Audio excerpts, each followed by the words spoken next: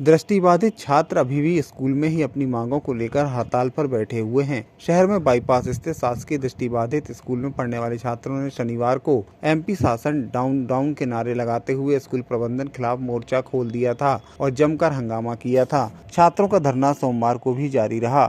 यह छात्र शासन और स्कूल प्रबंधन पर गंभीर आरोप लगा रहे हैं। छात्रों ने कहा कि संगीत की क्लास के लिए 20 साल पुराने वाद्य यंत्र इस्तेमाल किए जाते हैं। इसके साथ छात्रावास के कर्मचारी छात्रों को नशे की लत लगा रहे हैं। मौके पर मौजूद शिक्षकों ने छात्रों को समझाने की कोशिश की, लेकिन छात्रों की मांग है कि जब तक उनकी समस्या का समाधान नहीं होगा तब तक वे क्लास नहीं लगने देंगे।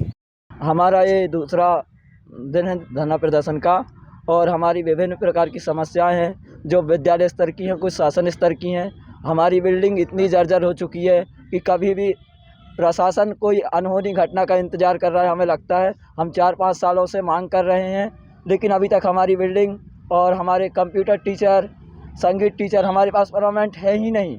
और दूसरी बात, हमारे जो संगीत इंस्ट्रूमेंट हैं वो 15-15, 20-20 साल पुराने हैं, तो वो बिल्कुल ख़राब स्थिति में है। आप जाकर देख लें, हमारी बिल्डिंग पूरी जर्जर स्थिति में, पानी चू रहा है। कभी भी किसी छात्र के ऊपर घटना घट जाए, गिर जाए, उसका इंतज़ार शासन प्रशासन कर रहा है। हम 4-5 सालों से मांग कर रहे हैं, आज तक हमारी मांगों का कोई विचार नहीं किया गया। हमारे पास शिक्षक भी नहीं है पढ़ाने के लिए। 3 शिक्षक में विद्यालय चल रहा है, 2 व्याख्याता और 3 शिक्षक हैं जिनमें हमारा विद्यालय चल रहा है, जबकि हमारा विद्यालय पहली से लेकर 12वीं तक का है। इतने शिक्षक में हमारा काम प्रशासन चला रहा है। क्या ये हमारे लिए अन्याय नहीं है? जहाँ भोपाल में 2-2 पद है, वहाँ 3-3 लेक्चरर रखे हैं।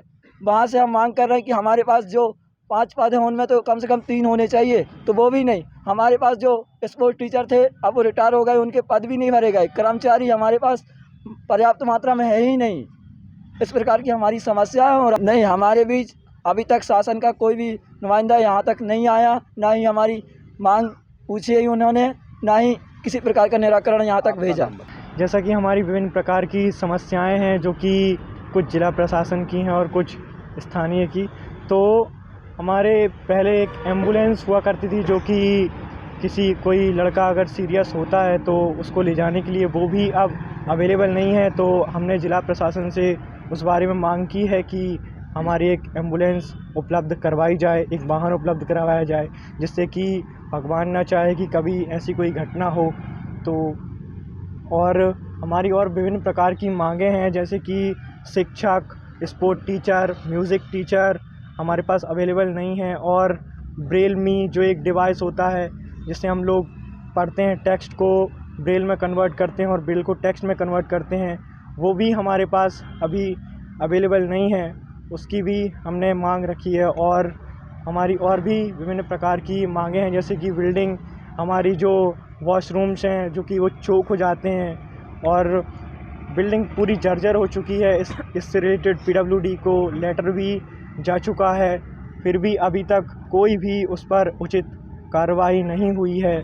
और जो हमारे यहाँ के कुछ कर्मचारी हैं वो कि नशा पत्ती जैसे पदार्थों का सेवन करते हैं, उन पर भी अभी तक कोई कार्रवाई नहीं हुई है।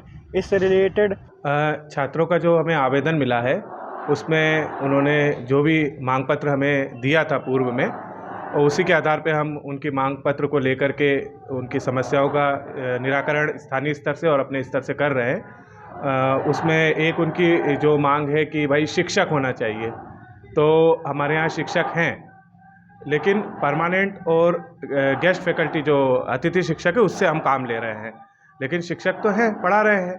इसी तरह से और उनकी मांग है तो उनका भी हम निराकरण अपने अपने स्तर से करा रहे हैं। जैसे बिजली का काम कराना है तो वो पीडब्ल्यूडी में प्राकलन के लिए दे रखा है, और भी मांगे हैं बहुत सारी, तो हम अपने स्तर से सभी समस्याओं का आरोप है कि कुछ कर्मचारी नशा करते हैं, कितनी सच्चाई क्या है?